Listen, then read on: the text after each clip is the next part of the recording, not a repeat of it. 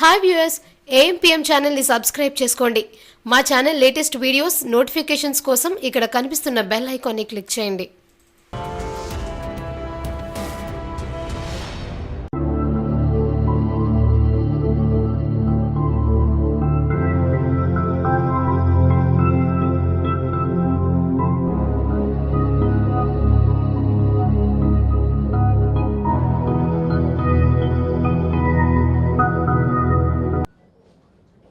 ఈవేళ అవసరం అన్నది కొత్త రకాల ఆహారాలు.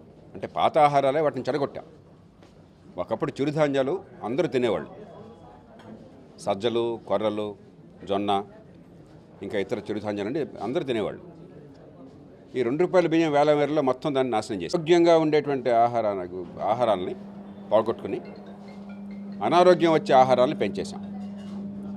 దాంతో డయాబెటీస్ పెరిగిపోయింది. దక్షిణ భారతదేశంలో ఈవేళ ప్రతి 8 మందిలో ఒకళ్ళకి డయాబెటీస్ ఉందని చెప్తున్నారు. ప్రపంచంలోనే అతి ఎక్కువ సంఖ్యలో డయాబెటీస్ ఉన్నది. కాబట్టి మన ఆరోగ్యం బాగుపడాలి, దానికి తగ్గ ఆహారాలు కావాలి. అలాంటి ఆహారాలను ఉత్పత్తి చేయాలి. ఆ ఉత్పత్తి కూడా ఒకప్పుడు అదే పనిగా పురుగు మందులు, రసాయనాలు ఎక్కువ వాడాం. కానీ మళ్ళీ వాటి వల్ల నష్టం ఏంటో అర్థమవుతుంది.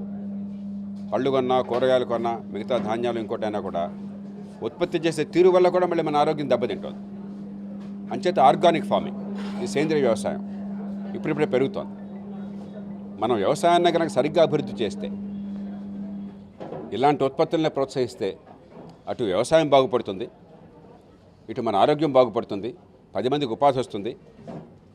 సరిగ్గా చేసుకుంటే అంతర్జాతీయ మార్కెట్లో బ్రహ్మాండంగా ప్రవేశించి మనం బిలియన్ల డాలర్ల ఎగుమతులు సాధించవచ్చు.